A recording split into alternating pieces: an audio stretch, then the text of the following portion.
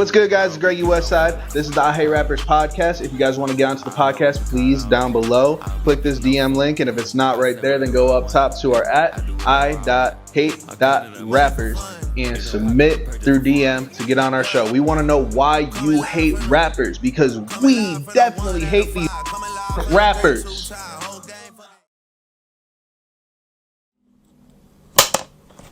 What's going on, y'all? Text Podcast Summit to 33777. And that's right. And be at Midtown Tech Hive, 6 p.m., April 18th. See you there. See y'all there.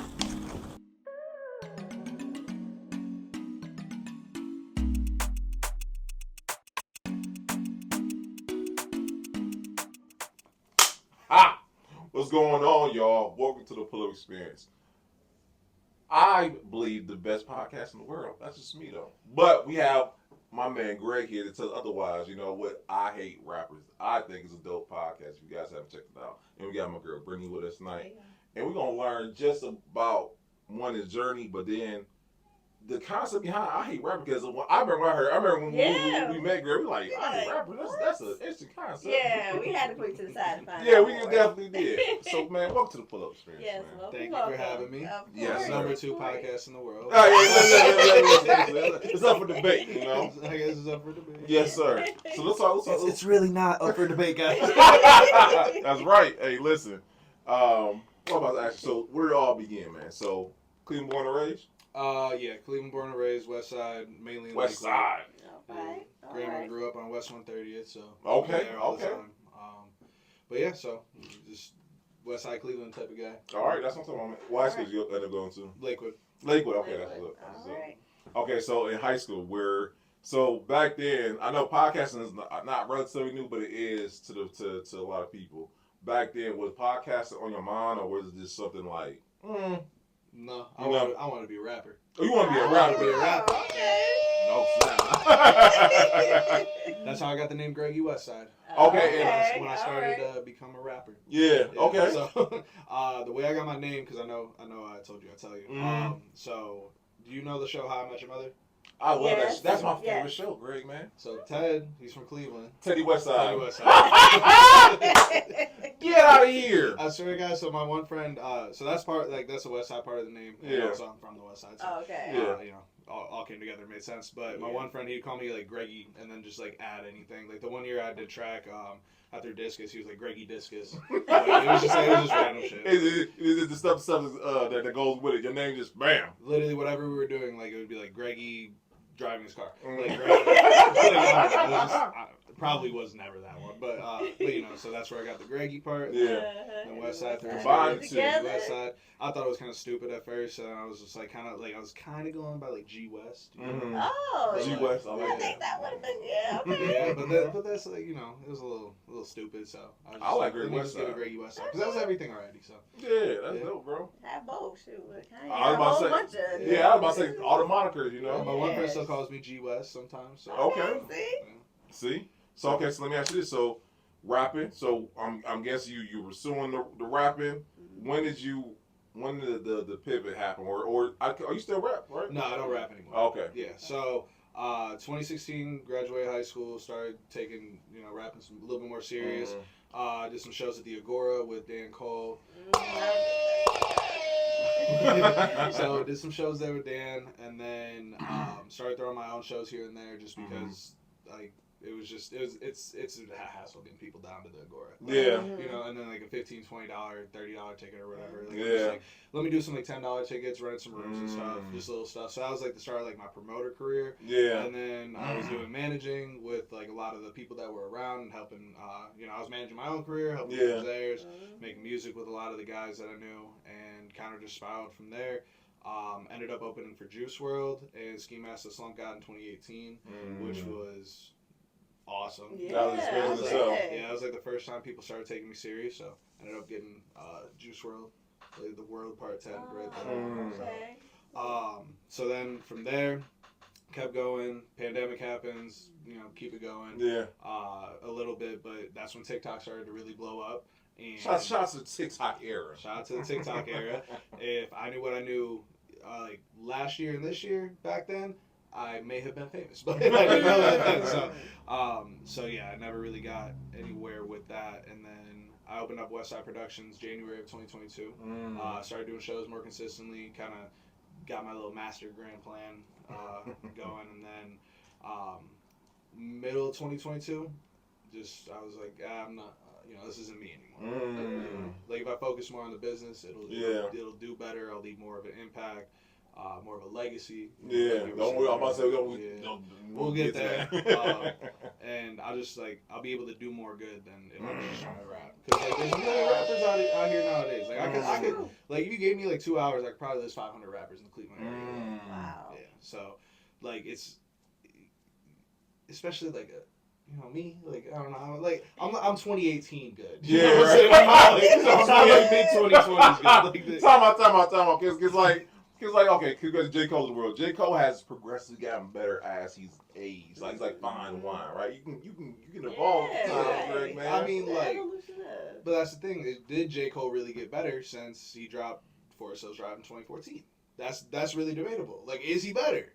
Like, I'm not saying he's not. I'm about to say. I'm not saying he's not, but I'm not gonna say he is either because like that's prime right there. That's really prime J. Cole. You think so? What else is? It's not KOD. No. We'll debate the work. I like Friday Night Lights. Friday Night Lights, I feel like was prime Cole. No, that's like prime mixtape Cole. I don't know. That's like if you're a mainstream artist, like you get to the mainstream, like whatever album is, that's where your prime is. It's not during the mixtape run. Okay.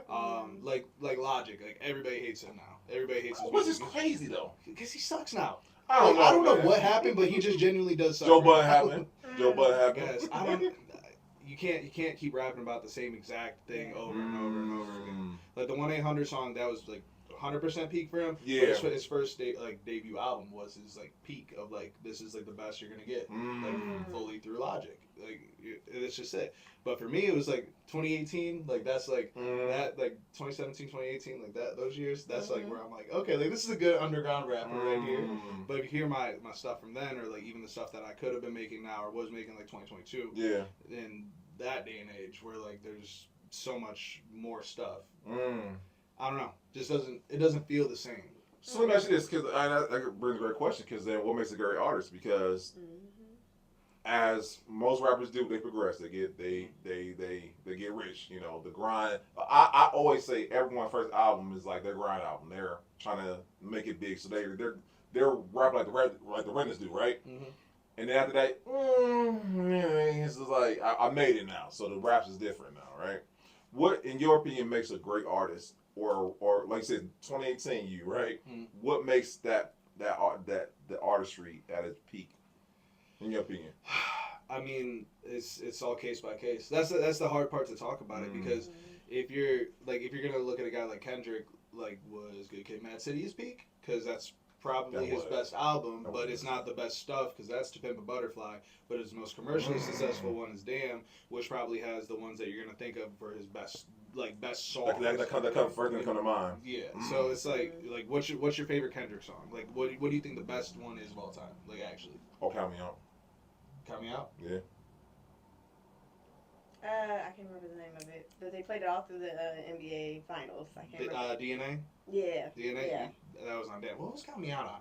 Count Me Out was on, oh my God, what's the one he just came out, that's the most recent one. Only reason I like is like... Mr. Morale? Yeah, Mr. Morale, yeah. I don't really count that in this. Just because, he's on the downturn. Yeah. Like, or that album is. Like, just factually. Like, you come out with like 3 amazing classic albums that are going to last throughout all time. Yeah, no, Mr. Morale, which is great. It's a great album. Yeah. But it's not Damn, it's not To Pimp a Butterfly, it's not Good Kid, Mad City. When you look at artists kind of in that type of lane, like it's tough to say what makes somebody really good or what makes the songs timeless, what makes the albums timeless, and really what I guess what can make that happen. Because like, do you think Good Kid, Mad City would be as commercially successful 10 years later than it was in 2012? I think it still would be a hit. Yeah. Would it be as big of a hit? Right. Because there's a lot of songs that are like, for that specific period of time. So it's like you got nostalgia factoring in, you got this. Right. So these are factors. You're right. Because like Reasonable Doubt, everyone says Reasonable Doubt is Jay-Z's best of. I'm like, that's just me. Mm-hmm. But when you talk to a whole different age group, you talk to the Gen Xers, they be like Reasonable Doubt all day, every day, and I'm like, oh, Blueprint 3 for me. Blueprint 3, yeah. Right. So that's just me though. But no, and I give you that. And then then Drake is a whole different type of discussion, in my opinion. Drake doesn't count. Drake. We can't talk Drake. Like we just can't. He is a person who is out there to make hits. He is out to make hits. And So then I was going to ask you. It's just so obvious. So let's I'll go ask you that because that's a great question. I want to ask that because Drake, we know that's all he wants to do is make hits, right? Is the commercialization of being an artist, does that play a factor in becoming a rapper, or is it about the art itself? It's both. I mean, well, it just depends what your goal is. Like my goal, I always saw myself as somebody who could be in like the entertainment field, just in general. Mm-hmm. So, rapping was the kind of way to get there. But I saw myself as somebody who could be a rapper and also do all these other ventures at the same time. Now, if you're somebody who only specifically cares about the music that you make and the art that you make, it doesn't really matter if it's gonna be good in this year or that year or It's like how. timeless, huh? Yeah, like it. You're doing that to make art the best way that you can. Not that I wasn't, or anybody who is trying to be commercially successful isn't, but if that's not the end goal, or if there's other factors in play, then why are you going to limit yourself? That's good. That's good. And I feel like that can apply to podcasting too. You got other people who just, when they have people on, it's more like a promo run than an actual interview. They're just like, oh, you're so great, you're doing so great. Ask some questions. Yeah, I mean, the promo runs are another thing where it's like you can just kind of get stuck asking the same questions. Yeah. I hate bringing Shane Gillis up because like he's a comedian and I'm more in the music field, but he's like a really good example of that. Like after he got canceled, he got on like a 40-50 podcast run talking about how he got kicked off of SNL, and everybody's asking him the same fucking question over and over and over again. It's just like, bro, like ask him something different. Like how are you gonna get to know this dude? Like you're obviously just doing this for clicks, and that can relate pretty well to Drake. Like you're just doing a lot of this stuff for clicks, which is fine. There's nothing wrong with it because you're still getting out there. Shane Gillis still got out there. A lot of people still got out there, but promo run like Drake, I don't know. I don't know. We can go on and on. We'll leave Drake out of this cool equation, but it's just too tough with Drake because he made some classic albums, like classic singles that are like timeless. But then now he's just making music that is for today's day and age. But you're talking about specific things and flirting with like early 20s women when you're almost 40 years old. Like how cool are you? Like, I mean, like don't get me wrong. I think Drake's like dope as shit.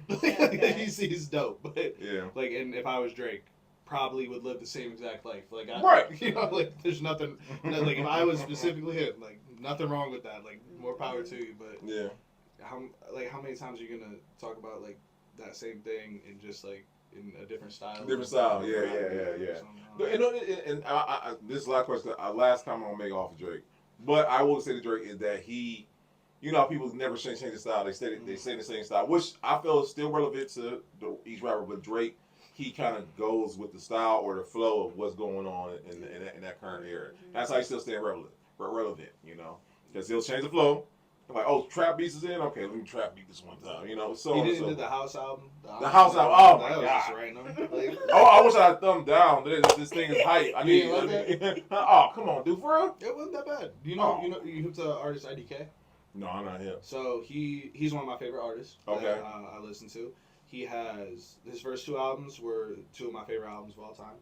I got my vinyl.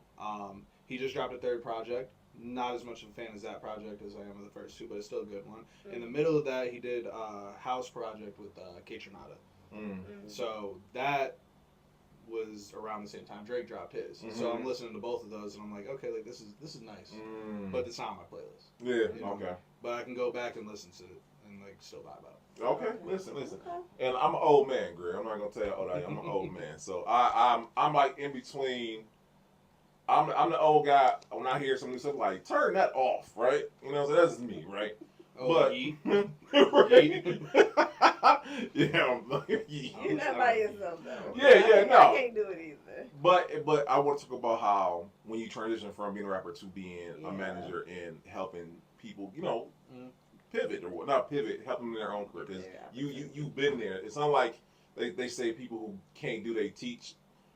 Not saying that that's what this is or whatnot, but I think it's dope the fact that you have done it and you can tell. Tired of carrying that load? Drop the house. Gutter Properties will buy your house as is with offers up to $300,000. Need serious repairs, liens, taxes, or judgments? We'll work through your unique situation to get that house off your back. During your free, no-obligation appraisal, we maintain social distancing and take every precaution to ensure your experience is safe. Drop the house. Gutter Properties. Call us or visit gutterproperties.com Okay, today. this is what you do with this or whatnot. So talk about that transition. So, what you said about you can't teach, but you did this, you can teach somebody how to do this.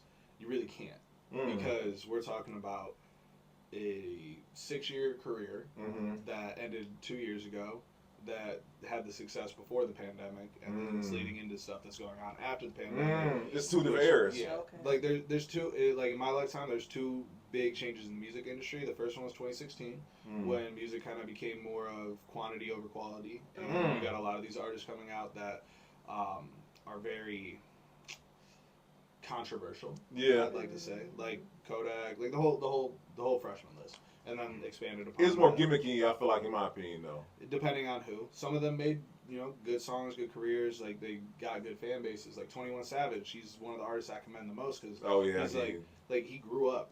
Yeah, he grew the. Come on, you know 21 Savage.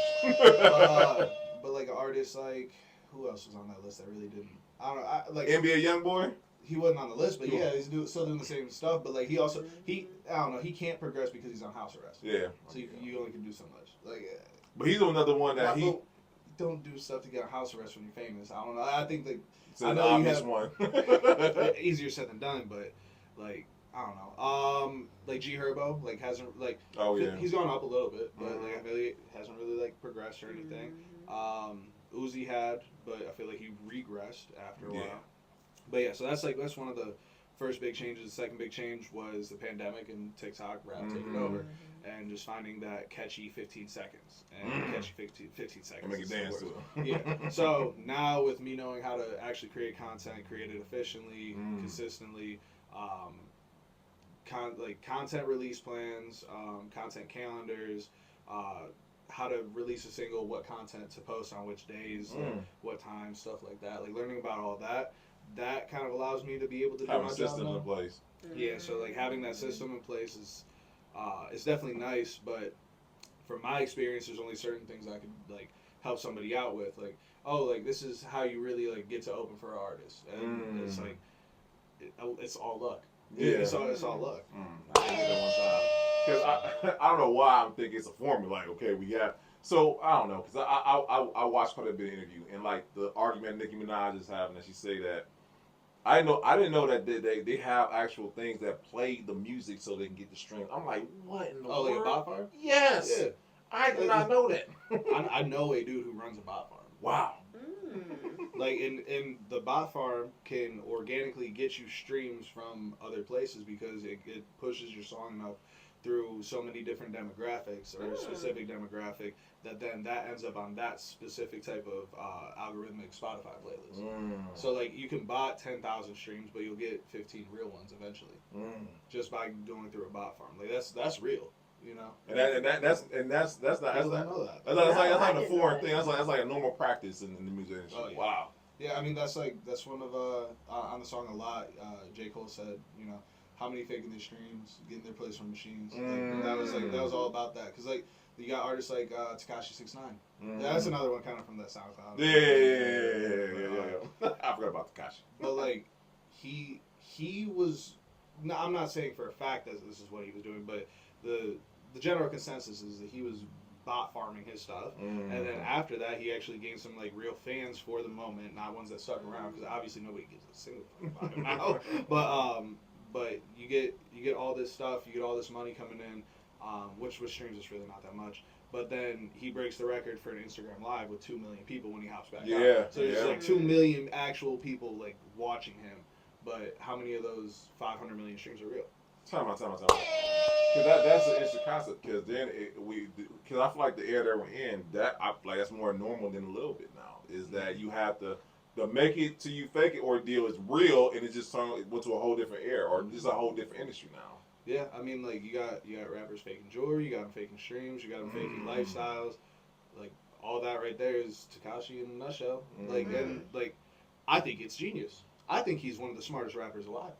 If I'm gonna be honest with you, and like I hated him at first. My one friend kind of like got me hipped more to him on like how everything came about, but like he's not like a hood dude. Yeah. But he has face tats and acts like he's from the hood. Yeah. Throwing Trey Block up and getting caught in a RICO case. Right. Like what? Like what is that? Like you're not that. And yeah. Like, and then like he has a bunch of fake jewelry, a bunch of fake money, or like whatever loan from a label or whatever. Like none of it's real. None of it's real. But it looks so much fun. Like it looks so much fun. So you got all these kids like, oh my god, like like I'm gonna stream this. Like I had a friend. I think I was 19 when he started like Tekashi started being big, and my friend was like I think 2 or 3 years older than me, and this dude would like scream along with his songs and just like just rap them word for word, because it was funny. Because it's funny. No. Because it was kind of fun that why did Gucci Gang by Lil Pump blow up? Oh, yeah. Because it was fun. Because it was fun. No, I'll give you that. And you know what? I think every era has that song. Like for me growing up, I remember when Lil Mama came out. Y'all, I don't know. You remember Lil Mama because y'all used to play that stuff. Yes, we did. Yes, we did. Yeah, it's that song that is, you like it's one of those things you catch yourself singing like, what the hell? How did I start singing it or whatnot? Yep. But because once again it became relevant. No. So let me ask you this. So let's talk about how when you transition from going to management and you're like, okay, let me start a podcast. Where did the podcast originate from? So before Westside started, I met Zach, my co-host. Did an interview. Shout out to Zach. Did an interview on his radio show 808 Mixtapes, 88.7 FM WJCU. So went on his radio show, did an interview, and then kind of just maintained a relationship with him from there. And then I was like, dude, we should start a podcast together. Like, I think it'd be cool. And just kind of, went from there, thinking of some names. And I said, I hate rappers. And then we had a couple ideas for the logo. Had my friend do a sketch, came up with that.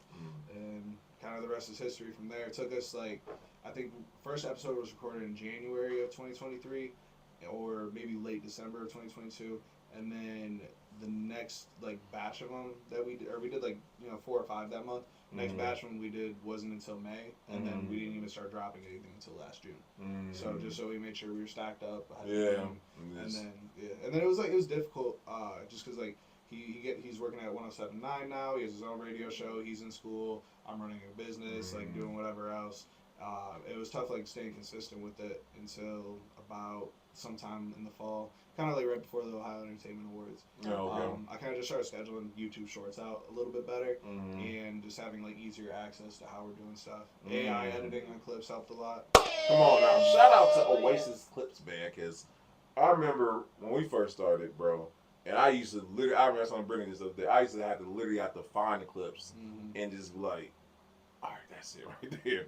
Versus, it's done. You hit me on, remember? Yeah, re-listen to all my stuff and be like, pause, rewind. So annoying. Yeah, that's how I was doing our clips at first. Real, yeah. When I found that, I just mine's Opus Clips. Very nice. Shout out that. Yeah, shout out. Endorse the podcast. Right. And it's real nice. It comes with somewhere between 10 to 15 clips each episode, maybe 20 sometimes. I just get to pick and choose kind of what I use out of there, and being able to have 15 clips from an episode. I'm scheduling out 2 weeks worth of clips, and then I release weekly, so that second week, the starting week has 1 set of clips. Second week has 2, and then either 2 or 3 a day, and then 2, and then it's just consistently multiple posts. We ended up getting up to 100,000 views on YouTube. It's off the shorts. And shout out to Shorts though, because listen, Greg gonna let you in on the secret because we got 1 million views from off of Shorts. And I'm like, that was on accident. It wasn't even intentional or whatnot. But once again, and I remember me and T had this conversation. Me and him were having a conversation. We were like, bro, how do you do it, right? Because This is another thing. I'm a podcast connoisseur, y'all. And like I remember, I was on T Page and I was looking at an interview, and I said, like, man, how you getting your shorts are going up? He was talking about how he was scheduled, but he would do it late at night. Like he'd do it like 11, 12 o'clock at night. And he said, for not some odd reason, like most people are up at night and guess what they're doing on YouTube, right? I'm gonna try that out then. I've been doing anywhere from 11 a.m. till about 6 p.m. Okay. Like, that's kind of where I like launch mine out. No, listen, and hashtag, another thing, like I found out hashtag is really the thing. Like I listen, shout out to hashtags. Let me get that one time. Because I remember I did one with Kevin Hart, a short Kevin Hart, and I put the hashtag mindset, entrepreneur, and something else, man. And I promise you that thing took off. I was like, okay, all right. But shout out to YouTube Shorts or whatnot. Yeah. YouTube Shorts is legit. It really is, and so in this short form content, like we have the attention span of squirrel or goldfish nowadays, right? And like people are if they want to get a long form, you gotta give them that short 1st. Yeah. That's kind of where I transitioned our podcast into. So the original reason why we do shorter episodes, like with I Hate Rappers, is my camera limit was 30 minutes for taping. Okay. So whatever, keeping it under that. But then I cut it down to 15. Yeah. And then 15 is a lot more digestible. So like the watch time going through, you're getting a lot more people watching. I think you said like people cut off at like 20 minutes. Yeah, for us it's 20 minutes. Yeah. So if you're cutting out at 20 minutes and you're running for an hour, like, you know, my average has to be probably like 50% of the way through. Yeah. If you're only 20% of the way through it, like, it devalues you so much. So I just like cut ours down. And then also like it really helped with like not having to make so many clips before AI, or just upload time. Oh yeah. My God. Oh yeah. Our stuff is Upload about time. an hour long. Yeah. It takes about a good 20 minutes or so. Wow. And the editing is that headache I have. But and I want to talk to you about the work that goes to it. And I'm glad you sent it because a lot of people, when they think about podcasts, and they thinking this is easy. It's so hard. Like to have like an actual successful, like local level successful podcast, it's like difficult. As one person, like I do a lot of the stuff for I Hate Rappers. Zach does a lot of the scheduling stuff, and obviously like starring on the show and stuff. We have Walker, who's a camera guy, and we just added a new member to our team. But I do all of our social media posting and scheduling, just because it's like we're recording on my laptop. It's just easier for me to just have all that there without transferring 6 gigabyte files and losing. Like it makes more sense for that. So you gotta record the episode. So you're taking like an hour or two out of your day to start, and then after that you gotta line up the audio with the video. You gotta wait for that to bounce out. So for me that'll take like another like 10-12 minutes, which that's not much for that specific task. But now we're at probably, like if we're going low ball range, we're at an hour and 15. Then you gotta upload it, which takes at least an hour. If you have bad Wi-Fi, it takes 2 hours. So now we're at 3 hours and 15 because you're just gonna assume that the. And this is one episode. Yeah, right. This is one episode. And then because now I upload mine unlisted now. Okay. Because like my clip site can do it off of a YouTube link, but I used to have to upload it to YouTube. And then I had to upload to Spotify for podcasters to get everywhere else. And then I'd have to upload it for the clips. So I'm talking 3 to 6 hours in upload time alone. Like, and this is one episode. Then you have to go through the clips. I did 3 or 4 episodes of clips the other day. I think the editing part, which everything's already like set. I just have to pick and choose what timestamps. That's hour and a half. It is a godsend, I'll tell you that. It really is. And then after that, you gotta do all the descriptions, all the scheduling. Every single day, you gotta get on your phone and post at a decent hour. So like realistically, for one episode, you're looking at 8 hours worth of work for one single episode. Like if you want to take it serious, if you want to do all the steps, like 8 hours. You gotta post on Instagram. Instagram takes forever to upload for some reason for short form. TikTok takes like a decent amount of time. YouTube, like you can't schedule these because like, it devalues it so bad. YouTube Shorts though, you can schedule that out. I got stuff till April 15th. This smart stuff.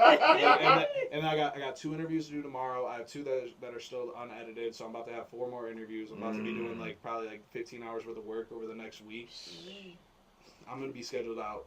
Listen. Like all the way until like I think my third week of April, at least. Third Monday in April, that's like how far out the schedule. Wow. So you can do it. It does take a lot of time, but once you get in a groove and you get a little system in place, it's really not that big of a deal as long as you do have time to do it. Yeah, no, listen. But just the way you just, I'm glad you just went into detail because people think like this is like, oh, I can start a podcast.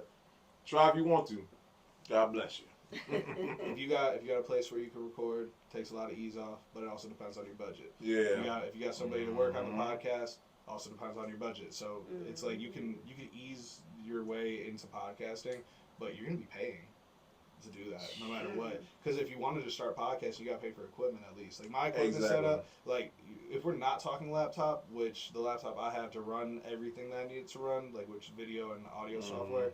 Like that's like $2,400, which whatever you can finance that, pay it over time. Like, yeah, but I use it for everything, like especially with music. So like, worst case scenario, you're on like a $1,200 laptop. Yeah. Like if you want something to run easy, then you got to pay like $300 a year for subscriptions to this, $300 for that, another like $25 a month. Then your microphone cords alone are costing like $40. Your microphones are costing another $50 each. Your interface is costing somewhere between $200 to $500. Like, so if you have the budget to start and buy all that on your own, go ahead and do it. If you don't, pay somebody, which you still probably won't have the budget to. It's so tough. To get like consistent. Get consistent. No, absolutely. And like we have like way different gear than like you guys do than me. Which like not to say one is better than the other, but like still like how much does a laptop cost? There's 3 microphones right here. These 2 are wireless. You know what I'm saying? There's 4 people on the production for this right now. You know, so it's like how much time and money is really spending? No, listen. It's nuts. I hope y'all listen to what Greg's saying. Because it's not easy. And like you said, if you take it seriously, and for me, I look like it's a business, right? Like any business, you're not going to make money in the first year. Shoot, 2 years. To be honest with you. And it's not until you get in the more consistent you are, the better you are. Because I know when we first started, bro. When I first started, it was a tablet, 1 cell phone, a broken one of these tripod. It was barely bright, and it was all bad. I forgot about tripods and lighting too. Holy shit. Yeah. Like I got blessed with finding like Facebook Marketplace lighting. I got like 2 softbox lights. But like if you get new ones, like I got mine for $100 for the pair. You probably run like $300. See. And then tripods, like just like another $40 for a decent one. For one. Right. But this, I do want to say that start what you got. That's right. That's right. Start what you got, or find a studio to record it out. Yes, absolutely, yes. Which I can do, by the way, if you're in Cleveland, Ohio. And I was about to, nice segue. Not the plug, but I could. I was about to say plug it in there. No, I'm not going to charge you too much, but I won't be cheap. Yeah. Okay. No, listen, and as you should, though. Real. That's right. As you should, because like I said, the audio, shout out to the kid because thank God we're at 2U1s, and 2U1 is a great place for us because the acoustics is great, the audio is great, and it's not too big of a space where you can hear it clearly, you can hear everyone talk and all that good stuff. The mics help too. But this is before we had the mics. Brittany, remember when we had the mics? No, I don't think I was here before yet. Oh my God! See, you remember when we had the mics? See, it was bad. It was bad. You know, but you live and you learn, though. That's right. What was one of the biggest things that you learned, Greg, with starting the podcast? I'm like, okay, shoot, I gotta do this from now on. I mean, it's not something I learned, but it's something more I got more discipline on. Was just creating systems, putting those in place to make it a lot easier to get stuff done faster. I put systems in place with the rest, like everybody does for like just day-to-day stuff. But for my business, like I put specific systems in place, especially when it goes to promoting shows. So, not that I use the same type of system, but I had to figure out something that was just like easier. Like, okay, what time am I scheduled to be up in my studio where I do have better Wi-Fi than in my house, and then like I can like push 2-3 episodes up. It'll take the same amount of time for those 3 episodes as it will in my house for one. And then what day can I schedule for me to do all these clips, and then like if I see this same repetitive thing, like part of the clip, because it's AI, so it's not perfect. If I see the same repetitive part, like how soon am I just gonna be like, nope, click off, not using that clip, and just move on to the next one. And then like scheduling on YouTube was like so nice, like so nice. Like that's like again not a learned thing, but well actually I learned how to post that. So like I guess like learning that that was like some of the most important like key parts to podcasting. Okay, well there you guys go. So let me ask you, how do you pick your guests? Like, do they approach you or do you approach them? So it depends on the guest. We do paid interviews, so we don't shy away from that. We encourage that actually, just because like we just went over the cost. Yeah. Like, yeah. you know, we need to.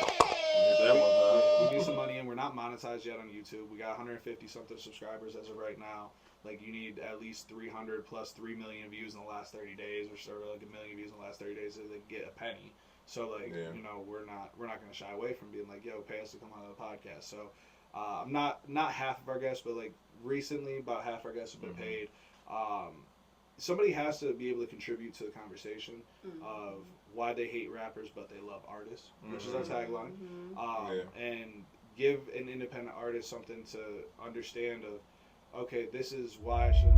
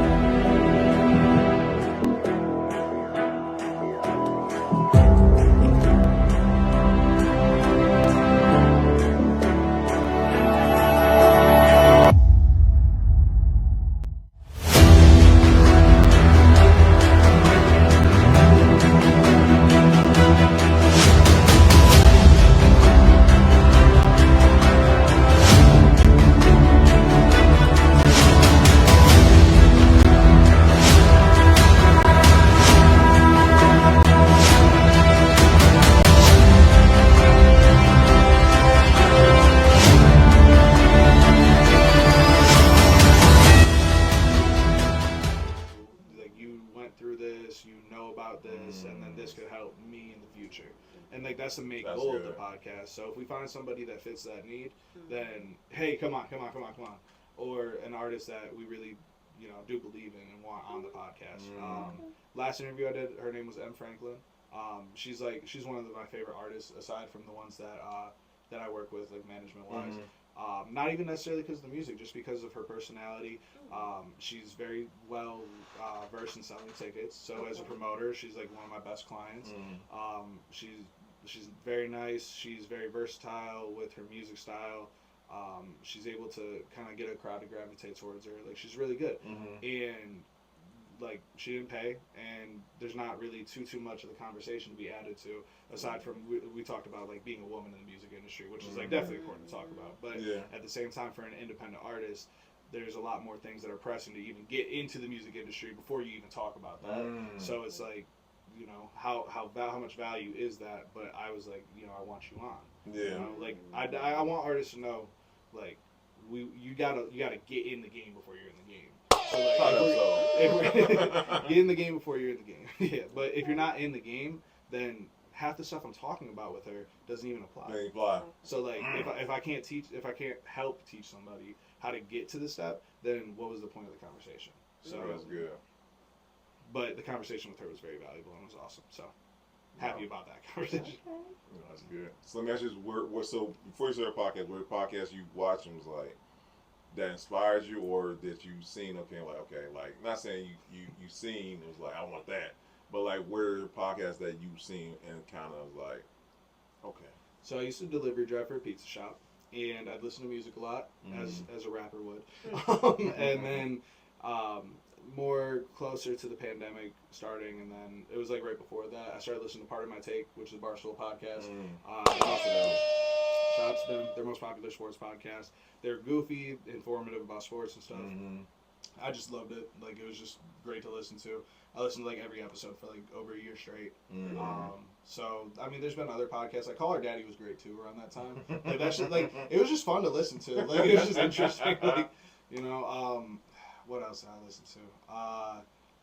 Right now, the one that's probably most influential and like probably the main reason for starting the podcast was the Cheat Code podcast. Another great podcast. You hit to that one? Yeah. You hit to that one? No, I'm not. So it's like 3 people that have been like in the music game for years. Wendy And they're Day, giving, like, Ferrari Simmons, and then Kingpin. Yeah, like, they're giving game. I'm not even in the music industry. Giving crazy game. Like an artist, like being able to listen to that is like very beneficial. But they're also talking to an audience that's oh, you're an independent artist, you should be doing this, but they're not talking to underground independent artists. They're talking to like independent artists that have a budget, like that can do. I'm not even an artist, and it's giving me game. I'm like, then I just how to promote, how to do business. I'm like, oh shoot, I'm not an artist. I'm like, I'm getting stuff from it. Yeah, you know, and it's like, it's really good. Like it's a really good podcast. I've learned so much. Like it's helped me so much, but at the same time, they're only like their target market of like what they like who they should be talking to isn't the same one that I should be talking to. It's like I'm underground artist. Like that's the underground independent artists. They're independent artists with a budget or with a distribution deal. Yeah, like there's levels to that joint. And a lot of independent artists don't understand that, especially when they see clips. Like some of my guys have like hit me with like, yo, we just talked about that. You said like we shouldn't do that. I'm like, yeah, because you don't have the budget that they're talking about. We're talking about somebody who was with Eminem when he came out. Like we're talking about somebody who's a radio DJ in Atlanta on one of their big stations. Right. We're talking about somebody who in Kingpin, he's supposed to be one of the more famous like street marketers of all time. Like if you don't have the budget to put out like 10,000 flyers, then how are we even going to start with what he's talking about right there? So like me, I'm more geared towards like social media content, like, you know, stuff that's cheap, like easy to do, affordable. But all the fact is, you know your audience, or you know the demographic you're talking to. Most people, they'll just try to shoot for the stars, and you know, or just try to appeal to everyone and not hit anyone. Like we know our lane, entrepreneurs, and whether you've been an entrepreneur for 5 minutes, 5 years, we know that sometimes you get tired of it, and we feel like, you know, these stories are gonna help them, you know, empower them. Man, keep going. Like, okay, Greg did it. I can do it. Speaking of being tired of being an entrepreneur, there's just times when you're just burnt out of it, and and then you still do it, and then you get unburnt out of it, and then and then it's the middle of winter finally, and it's just like it's snowed outside. You can't really do much actually, but you still could do some stuff on your laptop, and then you're just like, nah, let me play Fortnite. Yeah, like, I just want to play Fortnite. And those 3 days you play Fortnite and eat junk food fuck up your entire diet for the whole winter, and they fuck up 2 months worth of shit that you could be doing because you didn't do anything. Yeah. You know, and that's like, that got me and got a couple other guys over the winter this year. Yeah. Like I could have definitely had a little bit more motion on shows this year. I know that for a fact. If I would have just like had like 6 extra days. Yeah. I was just like playing Fortnite, hanging out with my friends, like hanging out with my girlfriend, doing whatever. Like, but it's needed time to unwind. Like I know the other side of entrepreneurship, when you keep go, no time off. Michelle literally tells me, "What are you doing?" A rest day is good, but when you're slacking, just because it's not good. Nope. And when you realize the difference in the two, and you know what you're doing, and you keep doing it, just because you're just like you're not motivated in that moment, and then you give it like an extra day added to it, that's where you fuck up as an entrepreneur. That's where you can't recover from for a couple months. Now, if you do that for a week, if you do that for 2 weeks, if you do that for a full month, the rest of your year is done. Like, and what it could have been. So let me ask you this: so I love the fact they're self-aware. Most people are not self-aware of that. How do you feel like a person can get out of that rut of, like you just described? Like, what can they do to prevent that from happening? You just gotta do it, bro. There's no other way to do it. You gotta do it. You have to do what you have to do, and do it in a timely manner. Or even if you don't do it in a timely manner, just make sure it gets done. And I don't know who's listening, what you're doing for your business, what the business is, how this is going to apply, but it applies to everybody. Like, you could own a restaurant, or you could just manage 5 rappers. Like, you could do, you could be a CEO, or you could, I don't know, you could like a CEO of a Fortune 500 company, or you could own that store across the street, which I don't know what that is, but it looks like just a random appliance store. Like, if you don't show up to work, you don't make sure your bills are paid, you don't make sure that the emails are sent out, like, your job will fire you right away. Facts. But if you're the owner, then everybody else is relying on you that's around. Yeah. So you can't really do that. Yeah. And when you do that, you got to make sure that there are people in place. Okay. So you talk about the past, about the present, about the future, Greg, man. What does the future hold for you, my friend? I got no clue. That's the best part. I don't think anyone's ever said that. No, that's the first. I mean, Okay. let's be honest. Like, you don't know. Like, I could go out and walk into the middle of the street and twist my ankle, and then I'm not gonna be able to like do what I want to do for another 2 weeks or something. You know, like I'm not gonna say I'm gonna go get hit by a car and die. Yeah, like, I mean, you could also. You know what I'm saying? Not gonna. Not gonna weigh it. Right. But you could just not have access to do what you think you're gonna do. Yeah. Or more opportunities could pop up to catapult you further than where you think you could possibly go in a certain time frame. Obviously, everybody's goal is to be rich, famous, or maybe even not famous, but like rich enough to the point where you really don't have to work, but like your stuff is working for you. Or famous enough to where it's like, oh, you don't really have to be like doing hard work anymore, but you're living the life of a famous like actor, singer, entrepreneur, or whatever. Yeah. So it's tough for me to say what it holds because I got no clue. This podcast, like that we're doing right now, could pop up with like 500,000 views in 3 months for some reason, just because it hits the algorithm. One of my clips on I Hate Rappers could go viral because I'm doing like an important interview tomorrow, just because I got like a rapper on it that's like well known or something. So I can't really tell you. And then also if like the stuff I have lined up for tomorrow, I'm supposed to interview Hoodie Allen and Bryce Vine. I'm not sure if you know. So they're touring through the House of Blues, so we're supposed to go there. But what happens if their manager says, oh, they're not feeling well, or oh, they don't want to do it anymore?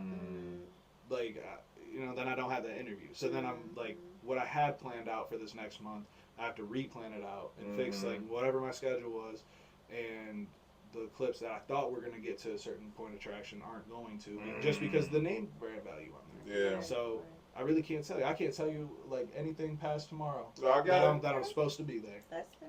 But the fact that you're aware enough to be able to pivot wherever it goes. Right. Though. But what I want to do, where I want to be, I think my podcast being big, and consistently making money, enough to live off of for a podcast and other entertainment like avenues. My business consistently getting shows and they get better and like doing major productions. The artists I manage all either signing record deals or being able to live off their music independently. Those are all goals, but we don't know what's going to happen. A lot of this is luck, especially when it comes down to algorithms. Yeah. So like, I don't know. Not like what's the point of talking about it right now, but like what's the point of saying what the legacy is going to be and what the future does hold, because we don't know. Oh man, he took away the legacy question. I know, all right, but legacy on what I wanted to hold is I want to make a lasting impact for independent artists and also for entrepreneurs and basically anybody who has a dream and they want to chase it and they want to be able to achieve their goals and do whatever they want. Like I want to make sure that I have an impact that's positive for them. Yeah. No matter how minimal. That's good. And that question was inspired because I remember I was watching the Nipsey Hussle interview, and we all know, rest in peace for Nipsey Hussle and whatnot. And he was talking about all the things he wanted to accomplish, and we know, man, he accomplished it and then some. And I personally love that question because, like, when we look back 5 years from now, I'm like, man, we had Greggy Westside on. We had Greggy Westside on this joint. He was talking about his ankle break out in the middle of the street. Now look at him. He out there with a jet and all that good stuff, you know? So no, like that's one of my favorite questions because like I believe that Cleveland I believe if you can make Cleveland, you can make it anywhere. Forget New York. No, I'm sorry. My bad, New York people. I just mean in Cleveland. Yeah, if you're in New York, you got to make it in New York to be able to make it anywhere. Yeah. But Cleveland, I feel like Cleveland is like it's something else in Cleveland. You can make in Cleveland. We don't buy tickets to the last minute. we don't move unless we want to move, you know? Yo, The first one had me rolling my eyes like, oh my god. Yeah, it happens, right? Last minute every time. Last minute every time. I got a show in Akron on Saturday, which is like it's basically the same thing, like as Cleveland show wise at least, except for it sells like a little bit less because there's a little bit less population out there. Yeah. Like 14 sales. 75 to 150 people are going to be in there, no doubt. Right. Like I know how many times do I see this happen where like buying last minute or like my people can't buy online, they gotta buy at the door. Like you don't got like a Cash App card. Yeah. Listen. Listen. And but that makes it as a person who's trying to achieve anything in Cleveland, like you don't take it personally. You just know like, hey, that's how it is, you know. But that's why I say people, you gotta be able to tougher skin in Cleveland, in my opinion. Yeah. You do, but you also have to have more of a realistic mindset. A lot of reason a lot of people don't make it in a city like Cleveland or in Cleveland specifically is because they don't work hard enough and they don't show everybody that's around that they're of value while they're here. And then you'll have the ones that end up leaving, or instead of leaving, they'll just quit. Yeah. And then the ones that leave, they end up succeeding and they come back and everybody's like, oh, like look at this guy, like he's back in the city, but like everybody's saying nobody makes it out of Cleveland because nobody makes it out of Cleveland because like you don't work hard enough. You don't work hard enough. You can make it out of any the rapper Wise and Flow. This kid was 15 years old and he ended up signing a record deal because of the work he put in. And he was at the time living in Medina, Ohio, so still Cleveland, Ohio. But he pushed, he worked hard. Pandemic probably fucked a little bit of shit up to where like I feel like it could have really catapulted like into like a bigger stratosphere. But like aside from that, like you're a 15-year-old kid from Cleveland, Ohio signing a record deal. That's amazing. But the reason he did that is because he didn't give a fuck about what anybody said. Yeah. Like this kid, like he was on Instagram Live, like fake drinking piss out of the toilet just to get people like watching. The shock factor. Catapult rolls that all the way into making good music and getting a record. Yeah. You know, and like he did that. He did that while he was here, but nobody wants to talk about that. They want to talk about how Kid Cudi had to go to New York and come back. Yeah. No, I'm a Kid Cudi fan. I'm before Nightmare, not Dream Nightmare. What's the album that he came out? Man on the Moon. Man on the Moon. Yes, that's one of my favorite albums of all time. But when he made the rock album, I'm like, oh man. You said the rock album? Yeah. The one where he's like in the field, like dropping to his knees. That shit's ass. Yeah. That was terrible. But you know, but once again, that's a perfect example because Kid Cudi is a Cleveland born and raised. He had to go somewhere else and he had to come back or whatnot. But the thing is that you have to go other places, not necessarily move and leave. But like you have to go other places to be able to succeed. You can't just make it exclusively in Cleveland. Only being in Cleveland with Cleveland connections, Cleveland shows, Cleveland this, Cleveland that. You have to he had to go meet Kanye. Yeah. You know, he had to go do whatever he had to do in New York, whether it was just visiting or if it was living there. He lived there. That's fine. Like there's nothing wrong with that. Yeah. And he reps the city. Yeah, I'm saying he came back though. He came back eventually, and a lot of people give him shit for like not repping the city enough, but I feel like he does. Oh yeah, no, hands down. Like, what do you want to get a Cleveland tattoo in the forehead? Like, come on, bro. But no, I'll give Kid Cudi his credit. So no, who needs a Cleveland tattoo on their forehead? MGK. You might as well. Yeah, you might as well. I know he got the interstate, but that's an interstate. Like it's multiple states. Like we don't know which one. Right. Oh, MGK. We're not talking about that. So let's add. We'll be here all night. Okay, but let me ask you. So let's get into simple questions, right? And you kind of answered the lazy question, but I do want to ask you this: collaboration. Yeah. Okay. Cleveland. Shouts to Latif because we met you through Latif and whatnot. My brother. Latif, but collaboration. In your opinion, how do you feel like we can change the narrative of Cleveland not being a collaborative place? Collaborate more. I mean, that's the obvious. That's the most obvious, the easy question, the right answer. Yeah, it's the most simple thing to do, but at the same time, like it doesn't happen unless like if you, there are people with egos that you guys scheduled me 3-4 months out. Yeah. No, you gotta get me on now.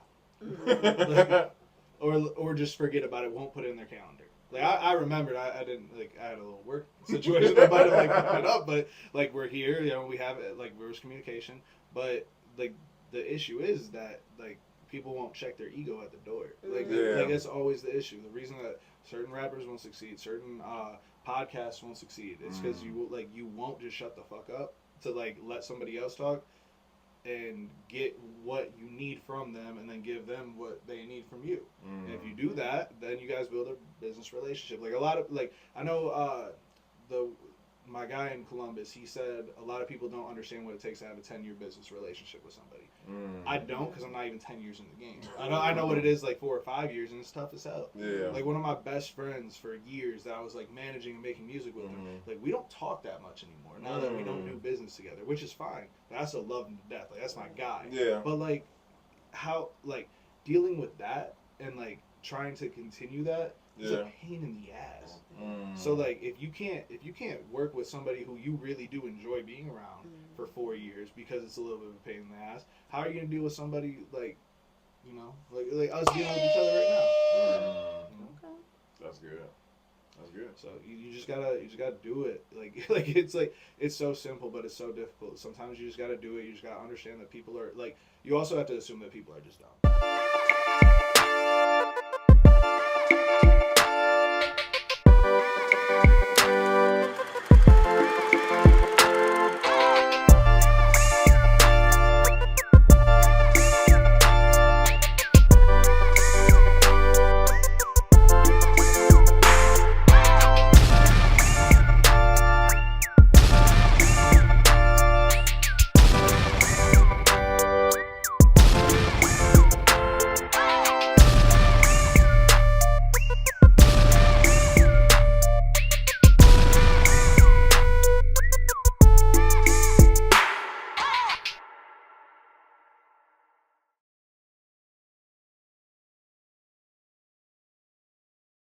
Like you have to assume that you are not going to be the smartest in the room, but that the smartest person in the room is really dumb. It's the weirdest like trick to kind of understanding how to talk to people a little bit better, because you got to learn about them, you got to talk to them a little bit more, figure out how to talk to them, and how to find some common ground. Yeah, how to navigate the conversation, because once you get that common ground, like, you know, you'll figure out when is it time for you to talk and when is it time for you to not talk. You know, when is it time for like even with podcasting, which is one of the most tough when you're interviewing somebody. Like you were saying, you started to say a sentence and like I was like about to finish, but I kept going. You just stopped talking because you know how to keep that conversation in place. And then when that comes around on this side, like I'm gonna have to do the same. That is like a big fucking issue with people just in general conversation. Absolutely. It's an art though. It's an art to it. I'd say that. Yeah. Like and people want to ramble on too. Like no. So it's like how much are you gonna like actually ramble on? Like just shut up. No. And I don't know if you had this. I know we've had people on the podcast where you gotta pull the answers out of them. Oh, it's like pulling teeth. It's like pulling teeth, exactly. Like I'd rather have a person who talks and navigate that versus a person like. So let me ask you a question. Yep. Nope. Yep. No. Okay. All right. 5 minutes. One of the guys who engineers in my studio, he's a quiet guy. He's like 19 years old. Like just turned 19 like a few days ago. 19 years old, and I had him on the podcast because he was like, "Come on, dude! Like everybody likes when I'm on the podcast. Like the clips are like funny." And I'm like, "Okay, fine, you can be on, but you have to share a mic with this guy because I only had 3 mics." And we had this really nice conversation for the first 10 minutes. Like it was me, 2 others, plus like the guy who I'm talking about, and his name's Ob Digital.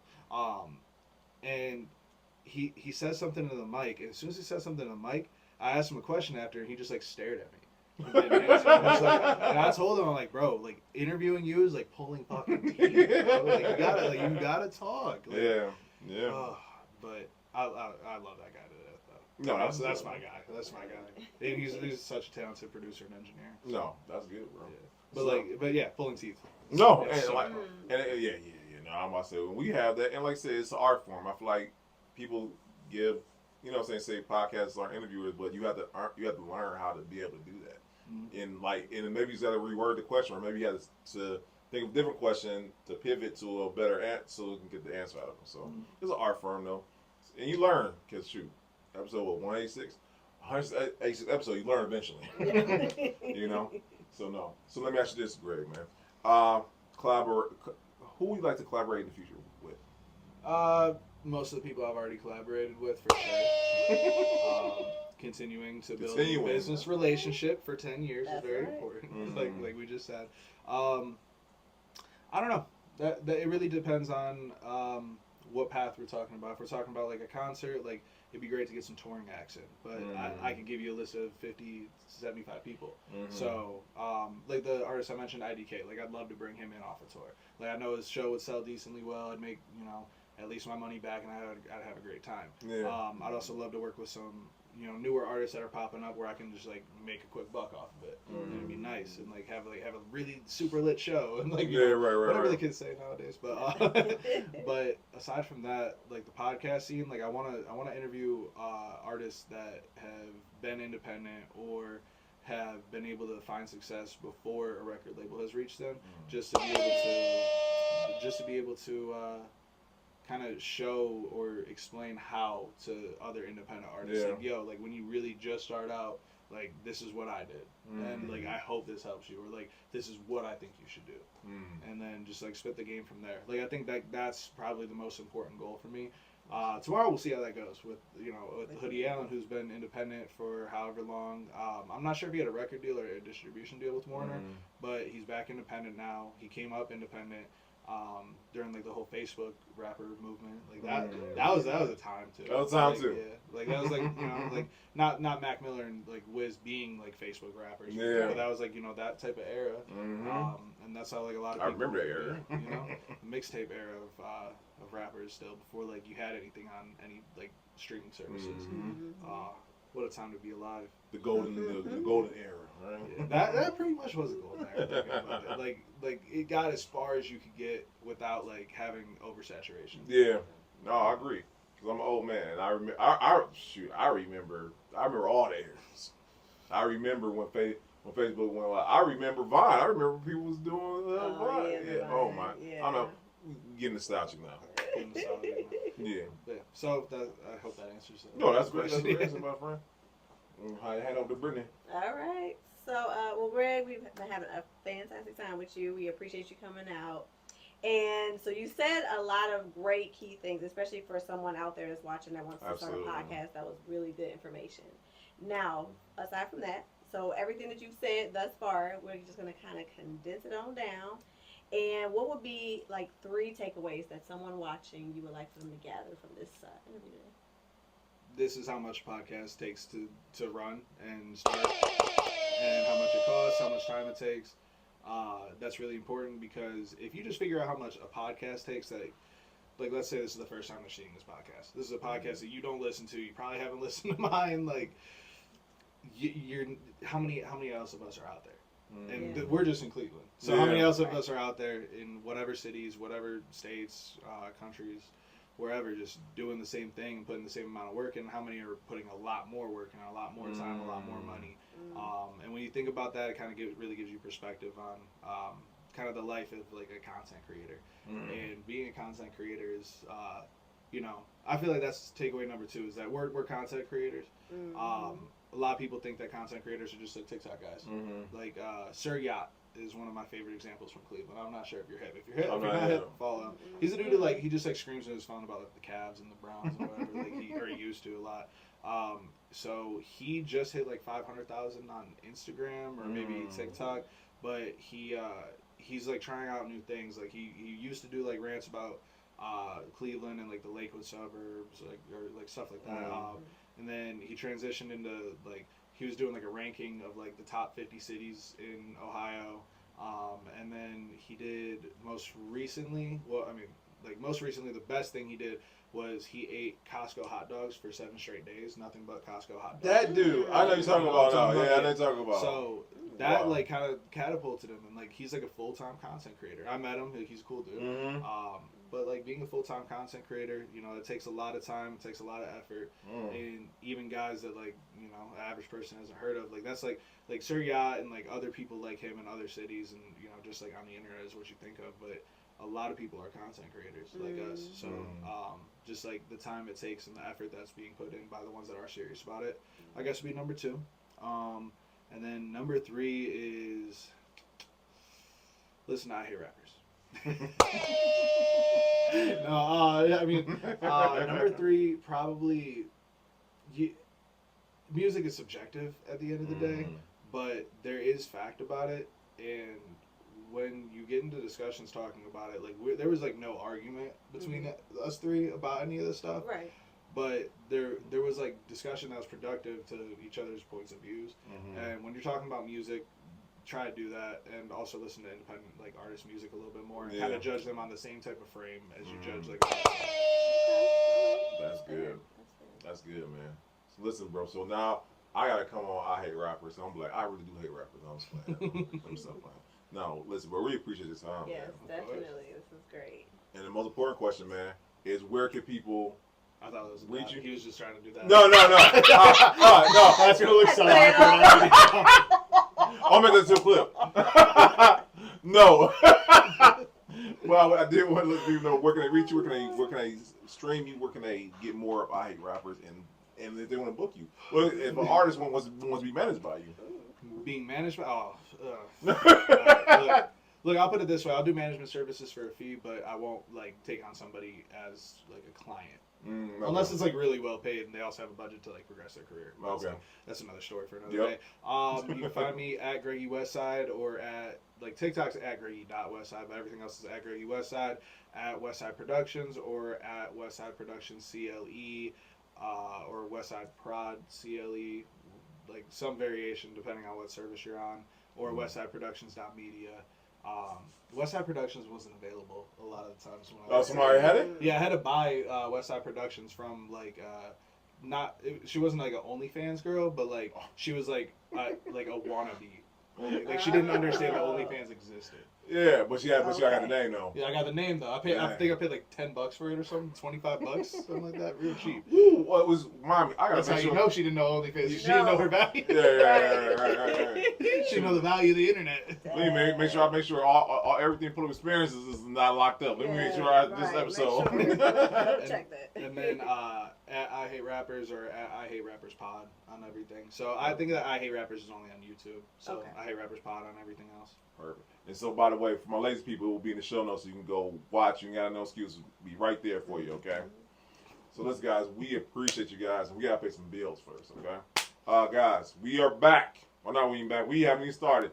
Guys, we are having our podcast, and we are having the one and only Mr. David Shands. Yes, I said Mr. David Shands, the creator of the Social Proof Podcast, the podcast that I watched faithfully. And we're bringing him to Cleveland. He's going to show you. And if you want to have a podcast like Greg's, he's going to show you how to create it, how to monetize it, and just be in the room with other podcasts in the city. And guess what? The best part is free. Yes, I said it's free. What I do need you to do to get your ticket, because they're going real fast, is to text Podcast Summit to 33777. Did I say that right? Yes, you did. I did, finally. Guys, we want to see you there. It's going to be a great time. You get a chance to be in the room with other podcasts. You get a chance to learn from the master podcaster, I believe. And it's going to be a good time. So do that now. Brittany. All right, and make sure you guys tune in to my podcast, Beauty Told. Again, I know every time. That's all right. Beauty Told, where I'm giving you guys relational advice, financial, lifestyle, just overall positive change. And again, having some great guests on, so that way we can give it a nice little spin to some different topics. And again, just helping each other out. So I look forward to seeing you there. Stay tuned. Yep. Am I everything, guys? Did I miss anything? I don't think any other guests coming up, y'all. Right? Now. Okay. Cool. For now. Guys, for now, right? Before knock on wood for that. So, guys, listen. Most important part of it all, I want to thank you. Yes, you, the person watching, you, the person listening, because you have guys to show them once again you want to hear great stories like my man Greg's story here, and you guys let us know there is value in just Cleveland as a whole. So, I want to thank you for subscribing, for liking, sharing, commenting. It is very much great. We're grateful for it. Okay. This one's for you. Yes, that one is for you. Yes, guys. So this episode 186, guys. We're on the road to 200 episodes, and that is, you want to talk about something that's unheard of? That is unheard of, in my opinion. And listen, and shout out to Latif and them, man, over at the King Teeth experience. I said experience, so King Teeth Network. Yes, I got us, but I want to give them their props. Once again, we going neck and neck, baby. You know what I'm saying? But I want something to be said about consistency and persistence and whatnot. And I just want to shout them guys out. If y'all rock with the Flow Experience, rock with them also, and rock with I Hate Rappers. Okay. So guys, we'll see y'all next time. Okay. Peace.